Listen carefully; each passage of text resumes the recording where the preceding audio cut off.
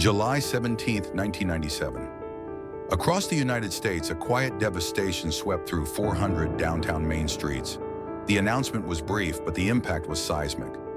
After 118 years, the final 400 FW Woolworth stores were closing their doors forever. The pioneer of American retail was dead. What exactly did America lose that day? At its towering zenith, the five and dime giant commanded a retail empire unlike any other, boasting thousands of locations worldwide. They built the tallest skyscraper on Earth, paid entirely in cash. They revolutionized the way we shopped, putting goods out in the open and turning their bustling lunch counters into the beating heart of American culture, places where families gathered, teenagers flirted, and history itself was forged. Yet decades later, the red and gold signs were violently stripped from their facades. The vibrant lunch counters sat cold, covered in dust, surrounded by stark yellow liquidation banners and hollow-gutted aisles. How does an institution so deeply ingrained in the American soul simply vanish? How does the very architect of the modern discount store, a titan that weathered world wars and the Great Depression, find itself suffocated by the very competitors it inspired? It was not merely the death of a discount chain, it was a failure to adapt to a rapidly shifting world. This is the story of a 5-cent revolution, a catastrophic identity crisis, and the agonizing collapse of a retail monarch. To understand the magnitude of what America lost when Woolworths collapsed, one must first understand the rigid, uninviting world it replaced. In the late 19th century, stepping into an American dry goods store was an exercise in intimidation. During the 1870s, the modern concept of casual shopping simply did not exist. Merchandise was not openly displayed. It was hidden away in drawers, stacked on high shelves, or kept strictly behind heavy wooden counters.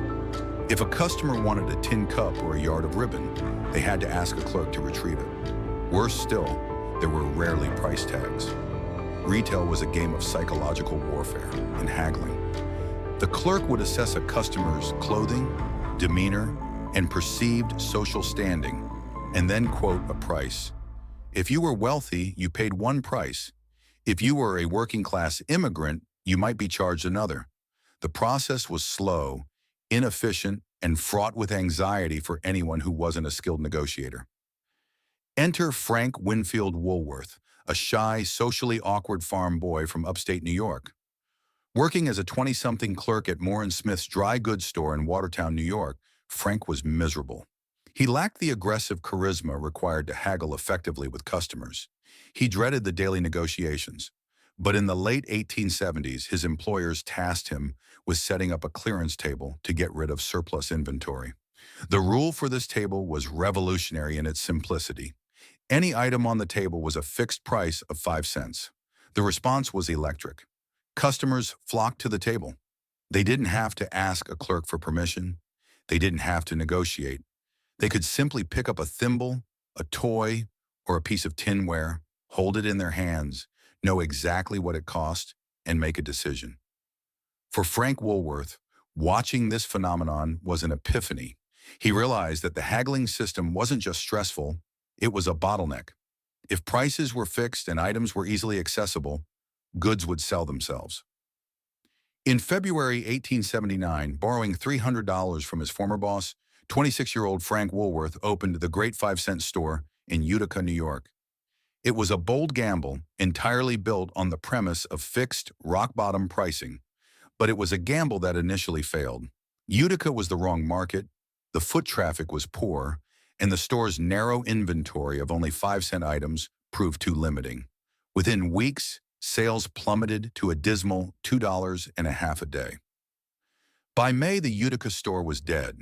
In the unforgiving business landscape of the Gilded Age, this failure should have been the end of Frank Woolworth's retail career. But Frank recognized that the failure was in the location, not the concept. In June 1879, he relocated to Lancaster, Pennsylvania, a bustling, prosperous market town surrounded by thrifty farmers and working-class families. He opened a new store, but this time he made a crucial adjustment that would change American commerce forever. He expanded the pricing model. Alongside the 5-cent items, he introduced a line of slightly higher quality goods, priced at exactly 10 cents. It was the birth of the five and dime. The Lancaster store was a revelation. Inside, the space was brightly lit. The merchandise was not hidden behind glass or wood. It was laid out on long open counters. For the first time, everyday people could wander the aisles, touch the merchandise, compare items, and browse without the pressure of a hovering clerk. It was the democratization of consumption. A factory worker's nickel had the exact same purchasing power as a banker's nickel. Traditional retailers of the era scoffed at the red-fronted store in Lancaster. The established merchant class viewed Woolworth's model with immense skepticism. How could a business survive by selling items for mere pennies? They assumed the young upstart would bankrupt himself within a year. What the traditional retailers failed to grasp was the power of volume. Frank Woolworth wasn't making a large profit on a single item. He was making a microscopic profit on thousands of items. By removing the clerk as the middleman and allowing the goods to sell themselves, he drastically reduced overhead. By paying his suppliers strictly in cash, he negotiated massive bulk discounts. The five and dime was no longer an experiment. It was a highly calibrated machine. And as the Lancaster store began turning a massive profit, Frank W. Woolworth looked beyond the town borders. The concept had worked. The traditional retail model had been successfully disrupted. Now the quiet clerk from New York was preparing to paint the main streets of America red and gold. The Lancaster triumph was merely the ignition sequence. Frank W. Woolworth possessed an ambition that could not be contained within the borders of rural Pennsylvania. He understood that his high-volume, low-margin model required constant, aggressive scaling to maintain its profitability. If a town had a main street, a post office, and steady foot traffic, Frank believed it desperately needed a Woolworths. To execute this unprecedented, rapid expansion, Frank enlisted a trusted circle of family members and former colleagues, including his brother Charles Sumner Woolworth, his cousin Seymour H. Knox, and close business associates like Fred Kirby and Earl Charlton. They formed a powerful, unspoken retail syndicate. Each man opened chains of five and dime stores under their own names, dominating different geographic regions. But they operated using Frank's centralized, massive purchasing power. By 1912, recognizing the ultimate strength of total unity, this syndicate formally merged into the F.W. Woolworth Company. Overnight, it became a colossal corporate entity boasting nearly 600 stores across the United States, Canada, and the United Kingdom. As the stores multiplied across continents, they forged a unified, unmistakable visual identity. The architectural signature of a Woolworths store was brilliant in its psychological impact. Every storefront was painted a brilliant, signature carmine red, adorned with bold carved wooden letters covered in genuine gold leaf. It was a beacon of affordability that could be spotted from blocks away. Inside, the stores were palaces for the common man, featuring polished mahogany display counters, gleaming hardwood floors, and bright, inviting electric lighting. More than just a visual experience, a Woolworths store possessed a distinct, unforgettable atmosphere. It was a sensory overload of roasted peanuts, cheap floral perfume, warm floor wax, and melting chocolate. For the working-class American, stepping into a Woolworths felt luxurious, yet perfectly accessible. It quickly became an anchor institution. If a town secured a Woolworths on its main street, it had officially arrived on the map of American commerce. By the dawn of the 1910s, Frank Woolworth had amassed a personal fortune so staggering it defied comprehension, all built entirely on the relentless accumulation of nickels and dimes. To immortalize his life's achievement, he commissioned renowned architect Cass Gilbert to design a corporate headquarters in Lower Manhattan. He did not want just an office building. He demanded a monument that would tower over the financial district. Completed in 1913, the Woolworth Building was a breathtaking marvel of neo-Gothic architecture, soaring 57 stories into the New York skyline. Crowned with a glittering copper roof and adorned with intricate gargoyles, it was famously dubbed the Cathedral of Commerce. On its opening night, President Woodrow Wilson sat in the White House and pushed a ceremonial button that illuminated the skyscraper's 80,000 electric bulbs, creating a dazzling display visible for miles across the harbor. But the true awe of the Woolworth Building was not its height, it was how it was financed. Frank Woolworth paid the entire $13.5 million construction cost out of his own pocket, in cash. There was no mortgage, no bank loan, and no Wall Street financing. It was the ultimate flex of retail supremacy, a towering physical manifestation of the cash-only, high-volume empire he had engineered. Frank Woolworth passed away in 1919, but the machine he built only accelerated. Throughout the Roaring Twenties, the company expanded relentlessly into new territories.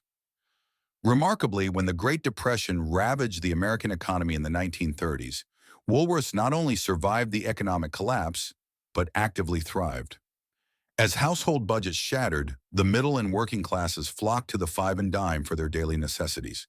To adapt to changing costs, the company was forced to finally break Frank's strict 10-cent price ceiling, raising the limit to 20 cents in 1932, and eventually abandoning fixed pricing altogether by 1935 to introduce a wider variety of higher quality merchandise.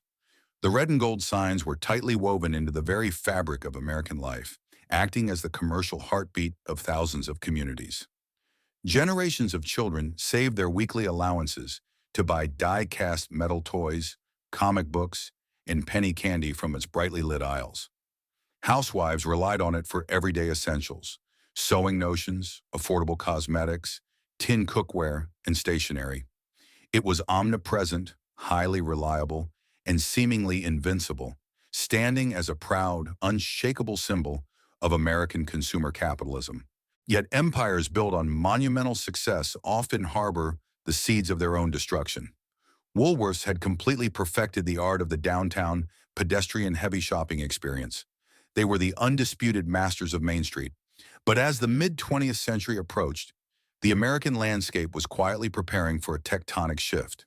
The bustling downtowns that had fueled the five and dime's historic rise were about to be left behind, and the red and gold empire, heavy with its own legacy, was ill-equipped to chase the fleeing crowds. As the F.W. Woolworth Company marched triumphantly into the mid-20th century, it transcended its status as a mere retail chain. It evolved into an indispensable American institution, and its beating heart was not the hardware aisle, the toy section, or the cosmetics display. The true soul of Woolworths was the lunch counter. Introduced gradually in the early 1900s and perfected in the decades that followed, the Woolworth lunch counter was a masterclass in psychological retailing. Shoppers who originally walked through the doors for a spool of thread or a tin bucket would inevitably be hit by the warm, intoxicating aroma of brewing coffee, grilling onions, and freshly baked apple pie. Initially designed to keep customers inside the store longer, the lunch counter achieved something far more profound. It created a communal gathering space that defined mid-century American civic life. Picture a typical Saturday afternoon in the 1950s. The lunch counter was a long, gleaming expanse of polished formica and stainless steel that stretched across the back or side of the store. Row upon row of vinyl-cushioned chrome stools spun endlessly as customers hopped on and off. Behind the counter, waitresses in crisp, starched white uniforms, aprons, and paper caps moved with choreographed efficiency. They slid heavy ceramic mugs of black coffee down the line, pulled levers on bubbling soda fountains, and flipped burgers on sizzling, flat-top grills, all over the constant, rhythmic clatter of silverware and china. It was the great equalizer of American dining. A bank manager in a tailored suit might sit shoulder to shoulder with a weary factory worker, a teenager nursing a cherry Coke after school, or a mother taking a brief sanctuary from her weekend errands. For a handful of pocket change, anyone could enjoy a BLT, a slice of cherry pie, or a towering hot fudge banana split. Long before the era of drive-thrus and fast food conglomerates dominated the landscape, Woolworths was the undisputed, unchallenged king of quick, affordable, and comforting public dining. At its zenith, the company was quietly operating one of the largest food service empires on the planet, serving millions of meals a day. During this golden era, the company's sheer scale was staggering. At its peak, Woolworths operated over 3,000 stores globally, cementing its title as the largest department store chain in the world. It was woven so deeply into the cultural fabric that popular songs referenced its aisles. Hollywood movies used its brightly lit interiors as backdrops, and small towns actively petitioned the company to open a branch on their main streets, viewing a Woolworths as the ultimate validation of their community's economic worth. The red and gold sign was a nationwide guarantee of absolute consistency. A traveler could walk into a Woolworths in rural Ohio, downtown Chicago, or a burgeoning suburb of Los Angeles and find the exact same layout, the exact same merchandise, and the exact same grilled cheese sandwich. It was an empire built on predictability, volume, and trust. A retail machine running at maximum efficiency, basking in the glow of total cultural dominance. Because the Woolworth lunch counter was the quintessential American public square, it inevitably became the stage for one of the most defining and turbulent moments in American history. On February 1st, 1960, four young black students from North Carolina A&T State University walked into the Woolworth store in downtown Greensboro. They purchased a few small items at a register, then walked over to the store's whites-only lunch counter, sat down on the vinyl stools, and politely ordered coffee. They were refused service. Instead of leaving, they remained in their seats until the store closed. This simple, dignified act of defiance, the Greensboro sit-in, ignited a massive nationwide movement. Over the following days, weeks, and months, the sit-ins spread like wildfire to other Woolworths locations and segregated lunch counters across the Jim Crow South. The stores designed as spaces of consumer comfort suddenly became the frontline battlegrounds for civil rights. The company, caught entirely off guard by the societal earthquake happening at its own counters, faced massive boycotts in the North and intense protests in the South. Finally, in July 1960, facing mounting financial pressure, plummeting sales, and shifting public opinion, Woolworths management formally integrated its lunch counters nationwide. The Greensboro sit-ins proved just how central Woolworths was to everyday American life.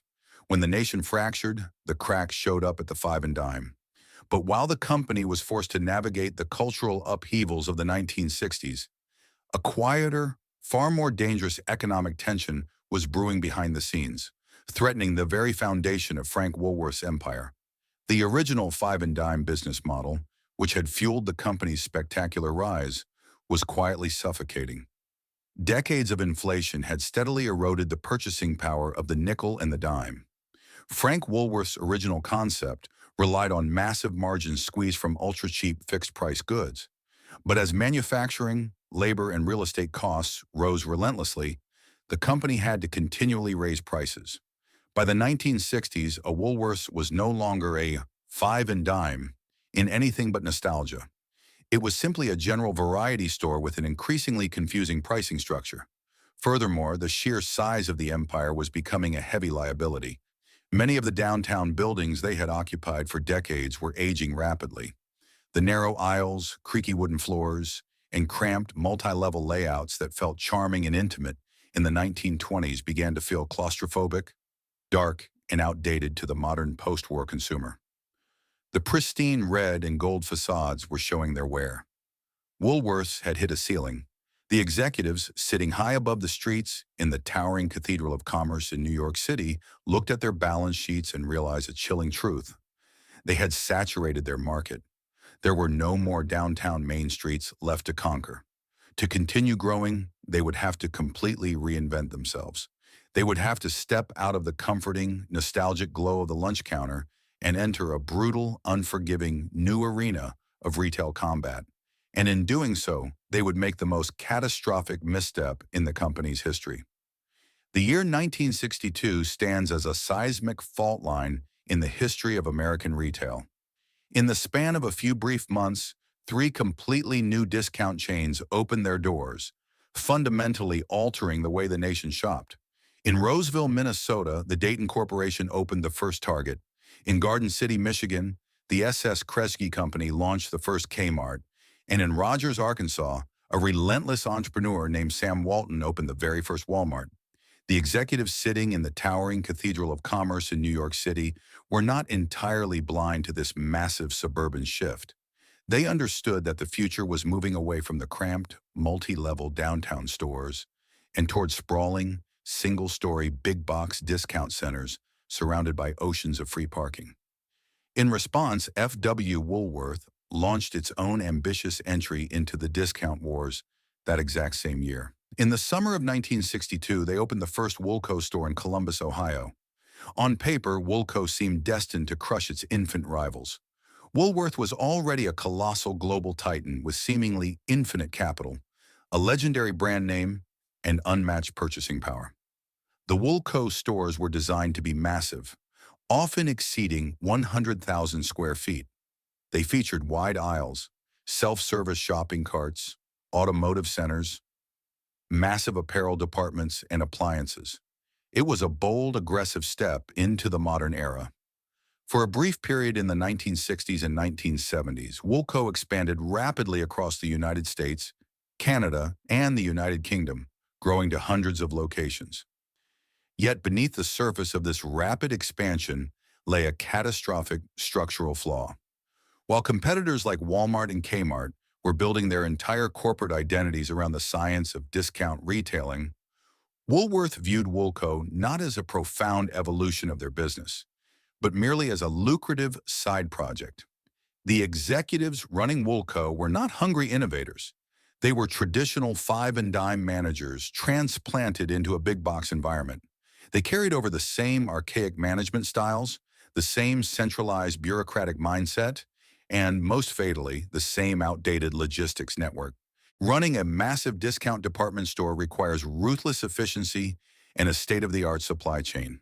Sam Walton was building an empire based on computer-tracked inventory and centralized distribution hubs that kept his shelves fully stocked at the lowest possible cost. Woolworth, conversely, tried to supply its gargantuan Woolco stores using the exact same fragmented, inefficient distribution systems they use for their small downtown five-and-dimes. The results were chaotic. Woolco shelves were frequently empty of high-demand items, while storerooms overflowed with unsold, mismanaged inventory. Furthermore, there was a glaring lack of identity. Target quickly defined itself as the upscale discounter. Kmart dominated with its ubiquitous blue light specials. Walmart claimed the absolute lowest prices in rural and suburban America. Woolco, however, stood for nothing specific. It was simply a large, increasingly unkempt warehouse store with confusing pricing and apathetic customer service. Even more self-destructive was the corporate cannibalization. In their rush to expand, Woolworth management frequently opened Woolco stores in the exact same shopping centers or suburban areas where they already operated a traditional Woolworths variety store. Rather than fighting off Kmart or Target, the company was essentially competing against itself, splitting its own customer base and bleeding profits from both ends. By the late 1970s, the Woolco experiment was violently unraveling. The stores were hemorrhaging cash, dragging down the entire balance sheet of the F.W. Woolworth Company. The New York executives, desperate to protect the historic, traditional core of the company, finally made a drastic and humiliating decision. In September 1982, the hammer fell. Woolworth abruptly announced the closure of all 336 Woolco stores across the United States. At the time, it was the largest retail liquidation in American history. The closures wiped out millions of square feet of retail space and resulted in the immediate loss of over 25,000 jobs. The death of American Woolco was a devastating psychological blow to the corporate empire.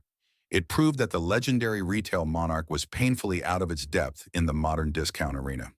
They had possessed the capital, the brand, and the perfect timing in 1962 to dominate the big box revolution. Instead, they squandered it through arrogance and operational incompetence. Retreating from the large format discount wars, Woolworth was forced to fall back on its traditional five-and-dime stores. But the world they were retreating to no longer existed. The downtowns were dying, the shopping malls were demanding higher rents, and the dark shadow of a rapidly expanding Walmart was beginning to stretch across the entire American landscape. As the catastrophic Woolco experiment steadily drained the company's coffers, an even more insidious threat was systematically dismantling Woolworth's traditional empire from the outside in. To understand the slow, agonizing death of the F.W. Woolworth Company, one must look closely at the asphalt rivers that were completely reshaping the American landscape in the post-war era. The United States was abandoning the city, Fueled by the post-Shubuyutudu economic boom, the widespread use of the GI Bill, and the rapid aggressive construction of the interstate highway system, millions of middle-class Americans packed up their station wagons and migrated to the newly built suburbs. This mass demographic exodus fundamentally altered the psychology of consumer behavior. The tight-knit, pedestrian-friendly downtowns, the very ecosystem that Frank Woolworth had conquered and mastered, were suddenly bleeding population, tax revenue, and capital. In their place rose a gleaming new temple of American consumerism, the enclosed shopping mall. Brightly lit, fully air-conditioned, shielded from the weather, and surrounded by acres of free parking, the suburban mall offered a sanitized, utopian shopping experience. Woolworth found itself caught in a brutal, inescapable geographical trap. Decades earlier, in their quest for total dominance, the company had signed hundreds of inflexible, 99-year leases on massive, multi-story buildings situated right in the heart of these now decaying urban centers. While sleeker competitors were eagerly laying fresh foundations in the booming, affluent suburbs, Woolworth was heavily tethered to a dying paradigm. They simply could not pack up their massive downtown flagship stores and follow their customers out to the cul-de-sacs. When suburban shoppers did occasionally venture back into a traditional downtown Woolworths, the contrast was jarring and often depressing. The very aesthetic that had made the stores feel warm, inviting, and nostalgic in the 1940s and 1950s now made them feel strikingly archaic by the late 1970s and 1980s. The creaky, oil-swept wooden floors, the narrow aisles packed with an incoherent jumble of cheap merchandise, the harsh, flickering, fluorescent lighting, it all reeked of a bygone era. Even the legendary lunch counters, once the vibrant, beating social hubs of the community, were falling into disrepair. They were now increasingly empty, serving stale coffee and reheated soup to a dwindling clientele of local retirees, while the younger generation flocked to the shiny new food courts, pizza chains, and fast food drive-thrus of the suburbs. Woolworths had ceased to be a destination.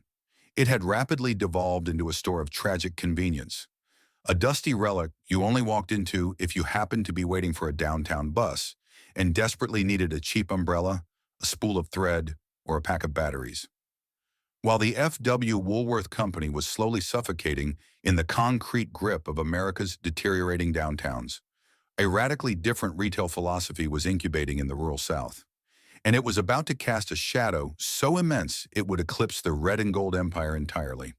Sam Walton had opened his first Walmart in Arkansas in 1962, the exact same year Woolworth had launched the ill-fated Woolco. But while the executives in New York treated discount retail as an arrogant side hustle, Walton treated it as a relentless, mathematical crusade. Walmart did not target the expensive downtowns, and initially, it didn't even target the glamorous suburban malls. It built massive, unglamorous, concrete boxes on the cheap land at the edges of small and mid-sized towns, methodically encircling the old retail giants. The true lethal weapon of the Walmart empire, however, was invisible to the everyday customer. It was logistics. In the 1980s, Walmart aggressively pioneered computerized point-of-sale systems, barcode scanners, and even launched a private satellite network to track every single item sold in real time. Walton built a highly centralized empire of massive regional distribution centers. If a Walmart in rural Oklahoma sold out of toothpaste on a Tuesday morning, the central computer knew it instantly, and a company-owned truck was backing up to the loading dock with a fresh pallet by Wednesday afternoon. By chilling contrast, Woolworth was operating in the dark ages. Store managers in the 1980s were still largely relying on manual inventory checks. They walked the crowded aisles with physical clipboards, writing down what they thought they needed, and then ordered goods from a fragmented, highly inefficient web of independent regional wholesalers. This antiquated system meant Woolworth was constantly paying significantly more for its goods, taking far longer to restock empty shelves, and being forced to pass those bloated operational costs directly onto the consumer.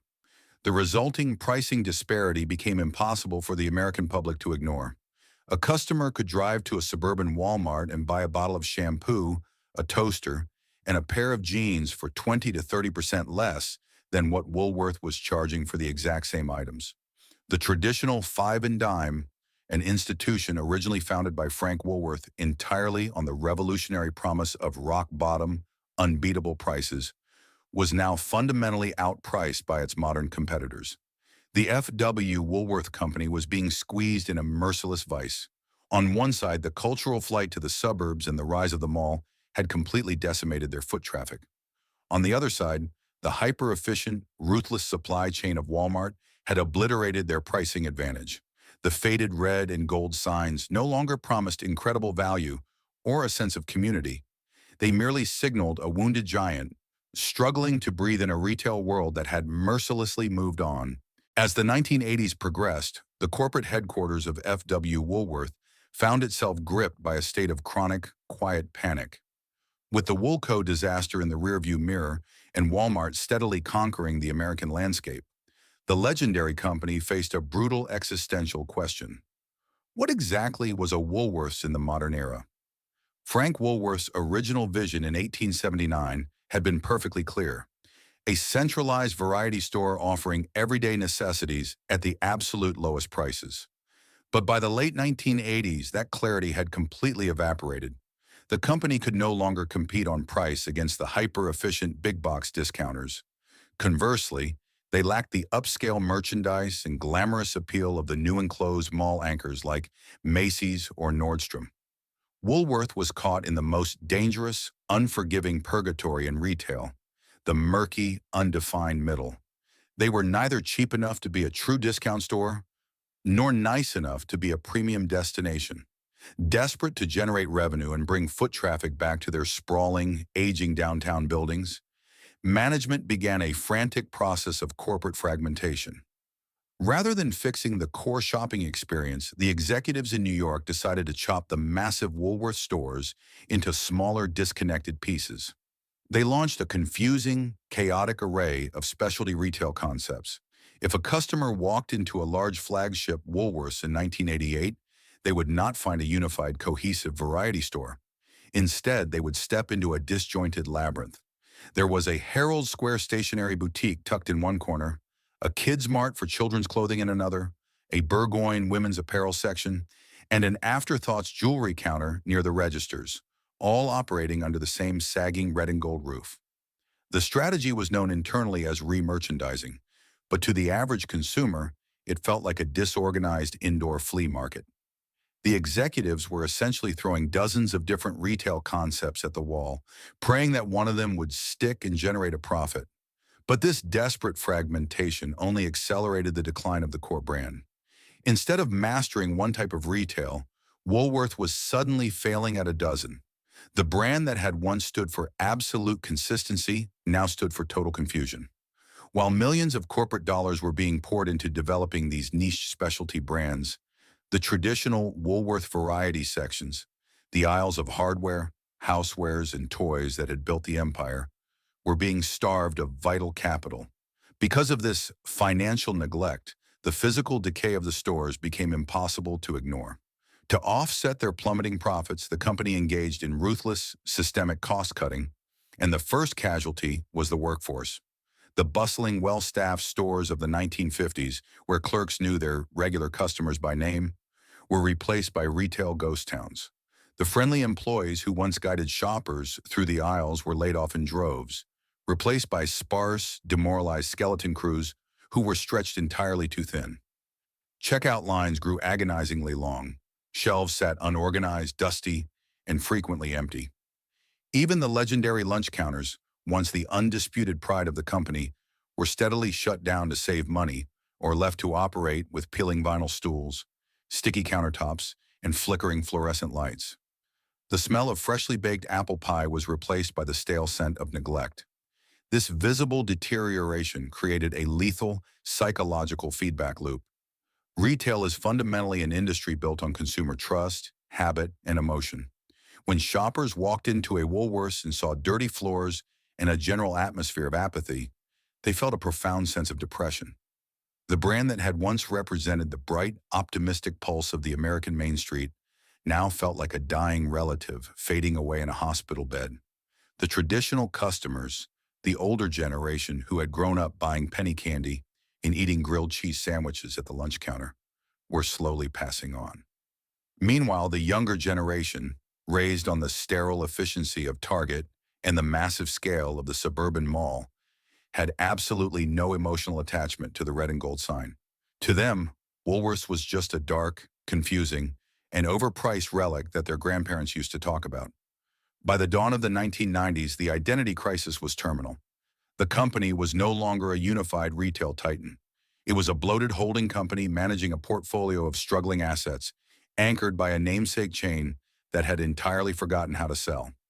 The architectural marvels that Frank Woolworth had built across the country were no longer assets.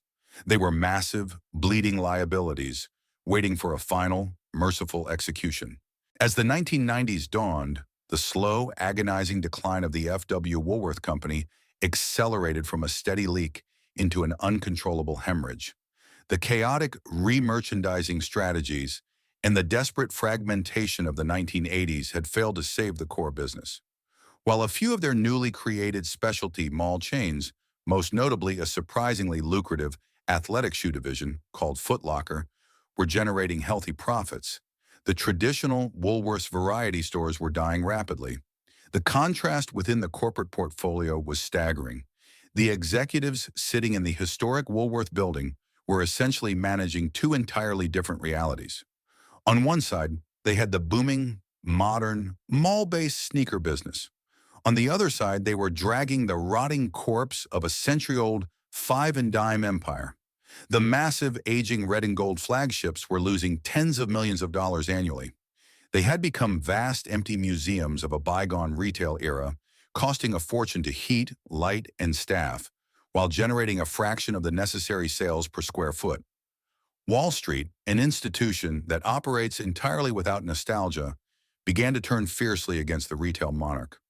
Financial analysts and aggressive shareholders looked at the balance sheets and saw the traditional Woolworths stores not as a beloved cultural heritage, but as a toxic, bleeding asset. The pressure on the board of directors became crushing. Investors demanded that the company amputate the dying limb to save the healthy parts of the business. For the corporate leadership, this was a profoundly agonizing dilemma. F.W. Woolworth was not just a brand name, it was their identity. The company had been founded on the five and dime. To admit that the variety store model was dead was to admit that Frank Woolworth's foundational legacy had finally been defeated by Walmart, Target, and the suburban shift. For years, management had stubbornly refused to face this reality, issuing optimistic press releases and promising turnarounds that never materialized. But by 1993, the financial math became a brick wall. They could no longer hide the losses. In the fall of 1993, the dam finally broke. Facing a catastrophic quarterly loss and mounting panic from investors, the F.W. Woolworth Company announced a brutal, sweeping corporate restructuring plan. It was the most devastating day in the company's history since the Woolco collapse a decade earlier. The hammer fell with ruthless precision. Management announced the permanent closure of nearly 1,000 stores across their global portfolio. Among those casualties were 400 traditional Woolworths variety stores in the United States alone. The human cost of this decision was immediate and staggering. In a single stroke, 13,000 employees lost their jobs. These were not simply transient, seasonal retail workers. In many small and mid-sized towns, the local Woolworths was staffed by women and men who had worked there for 20, 30, or even 40 years. They were the loyal managers who knew the erratic plumbing of the old buildings, the cashiers who remembered the names of the local children, and the waitresses who had spent decades pouring coffee at the lunch counters. They were unceremoniously handed severance packages and told to lock the doors. For the 400 American communities that lost their Woolworths in 1993, the closures left a gaping, physical void. Main streets across the country suddenly found themselves with massive, multi-story, vacant buildings that were incredibly difficult to lease to new tenants. The removal of the iconic red and gold signs left literal scars on the brick facades, faded silhouettes of a bygone era. Yet as painful as the 1993 purge was, it was ultimately just a desperate tourniquet applied to an artery that had already been severed. The executives hoped that by trimming away the 400 most unprofitable locations, the remaining 400 American Woolworths stores could survive, stabilize, and perhaps find a new niche in the modern landscape. It was a devastating miscalculation. The 1993 closures did not fix the underlying operational failures. They merely broadcasted the company's profound weakness to the entire world. The surviving stores were still plagued by antiquated supply chains, uninspired merchandise, and a completely shattered brand identity. The remaining employees worked under a dark cloud of constant anxiety, knowing that the executioner's blade was still hovering. The empire was no longer expanding. It was no longer fighting back. It was simply waiting to die. The final, fatal blow was no longer a question of if, but merely a question of when. By the stifling summer of 1997, the F.W. Woolworth Company was effectively a corporate ghost haunting the decaying shell of a once mighty empire. The drastic, desperate closures of 1993 had failed to act as a tourniquet. They had not reversed the catastrophic financial bleeding. The remaining 400 American Woolworths stores were hemorrhaging an estimated $37 million a year. The board of directors, suffocating under a mountain of operational debt and facing relentless, merciless pressure from Wall Street investors, found themselves backed into a corner with no escape.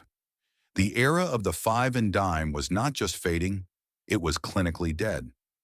The only remaining executive action was to sign the death certificate. On Thursday, July 17, 1997, the final execution order was handed down. From the soaring heights of the Woolworth building in Lower Manhattan, the very cathedral of commerce that Frank Woolworth had built with cash 84 years prior, the corporate leadership issued a press release that sent a massive shockwave through the American retail landscape. After 118 years of continuous, uninterrupted operation, the company announced it was permanently closing all 400 remaining F.W. Woolworth variety stores across the United States. The announcement was brief, clinical, and devastatingly final. In a matter of hours, a brand that had single-handedly shaped the consumer habits of multiple generations, a name that was entirely synonymous with the American Main Street, was officially condemned to the history books. For the 9,200 employees working in those remaining American stores, the news arrived not as a strategic corporate pivot, but as a deeply personal, life-altering tragedy. The demographic of a Woolworths employee in the late 1990s was unique. These were rarely transient teenagers working summer jobs. Many of these workers had dedicated their entire adult lives to the red and gold empire. They were veteran store managers who had spent 30 years walking those creaky wooden floors. They were the loyal floor clerks who knew exactly where to find a specific spool of sewing thread, and the seasoned waitresses who had spent decades serving grilled cheese sandwiches and towering banana splits to their local communities. To them, Woolworths was not merely an employer, it was a second family, a daily routine, and a reliable anchor in an ever-shifting world. Now they were handed meager severance packages, given just a few short months to liquidate their stores, and told to pack up their lives. The public reaction to the announcement was a complex, uncomfortable mixture of profound nostalgia and quiet, collective guilt. Local news stations across the country immediately dispatched camera crews to the downtown Woolworths in their respective cities, interviewing longtime citizens who expressed genuine, heartfelt sorrow at the loss. People eagerly shared fond memories of buying their first die-cast metal toys, sitting on the spinning chrome stools and gazing in awe at the magical holiday window displays of their childhood. Yet a silent, damning irony hung heavily over this nationwide mourning. The harsh, unavoidable truth was that most of the people lamenting the death of the five and dime had not actually shopped there in years.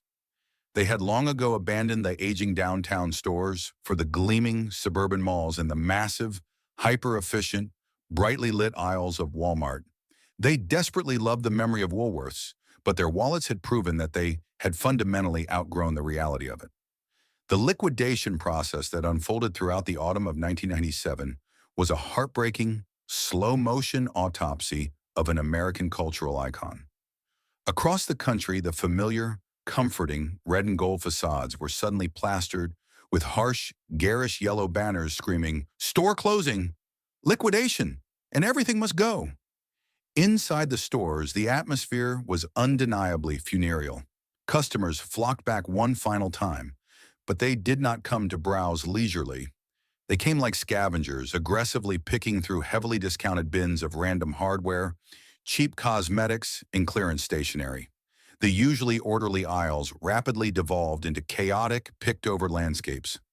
As the inventory vanished week by week, whole sections of the massive stores were simply roped off and plunged into darkness to save on the electricity bill.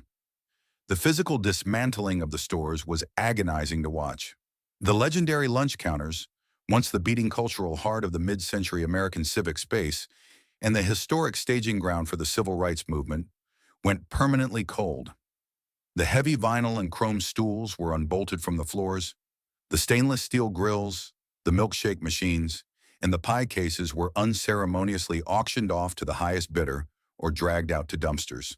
By October and November, the final days arrived. The shelves were completely bare. The echoing, oil-swept wooden floors were mopped one last time.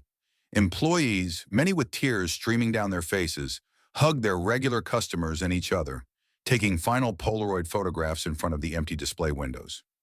Then came the most violent, visible act of corporate erasure, the physical removal of the massive FW Woolworth signs from the building exteriors.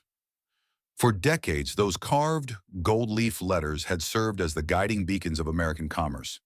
Now they were aggressively detached by crane operators and hauled away on flatbed trucks, leaving behind faded, ghost-like silhouettes permanently burned into the brickwork of 400 American downtowns. When the final store manager turned the key in the heavy glass doors, an uncomfortable, profound silence settled over the main streets.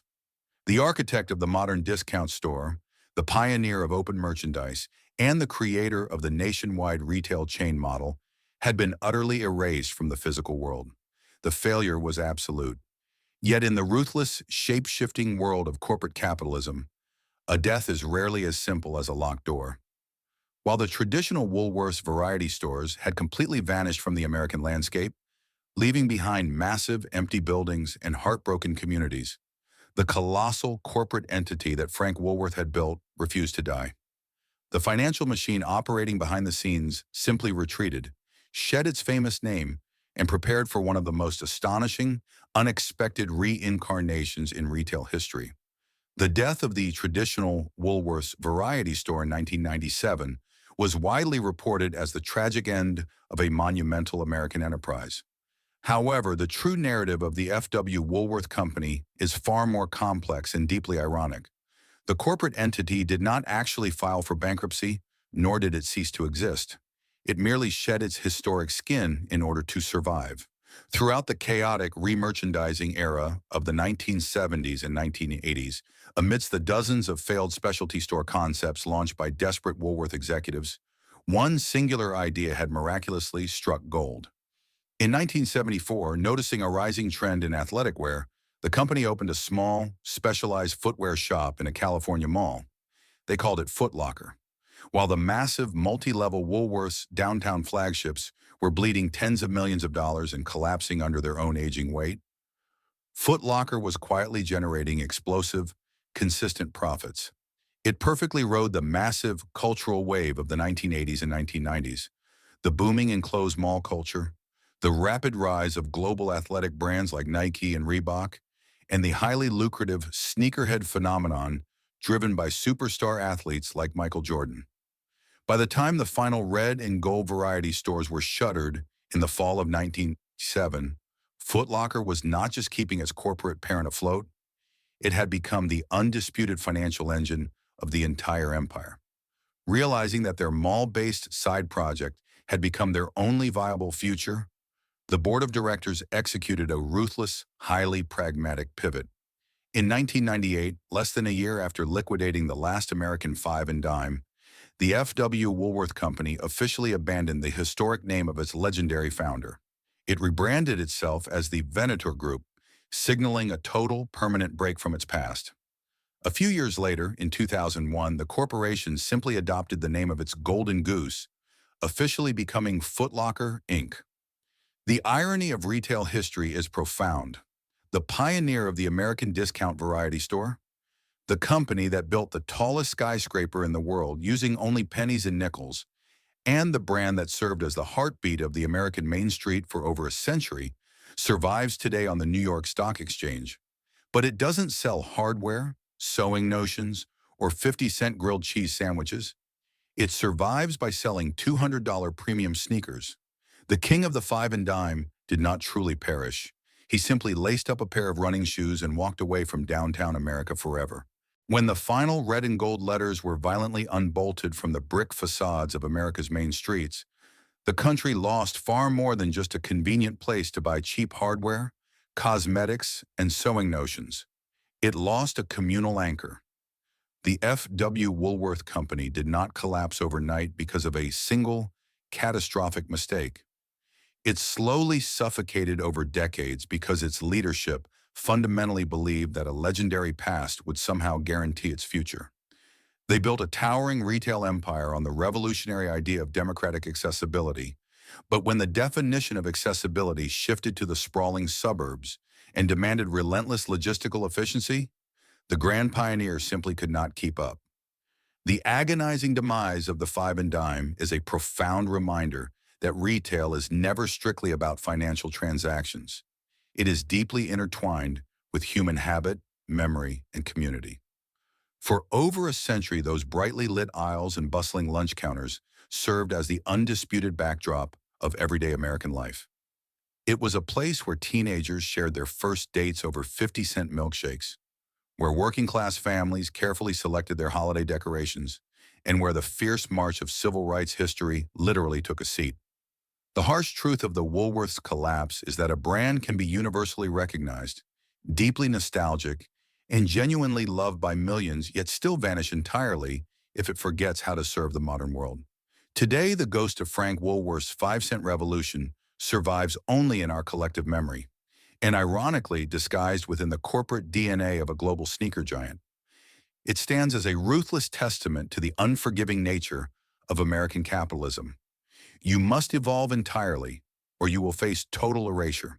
The majestic Cathedral of Commerce still pierces the New York skyline, but the empire it once commanded has faded into the quiet, nostalgic echoes of a bygone era. What are your personal memories of walking the aisles or eating at a Woolworths lunch counter? Did you have one on your local Main Street? Please share your stories and memories in the comments below. If you found this journey through retail history fascinating, please leave a like, subscribe to the channel, and hit the notification bell so you never miss our next documentary. Thank you for watching.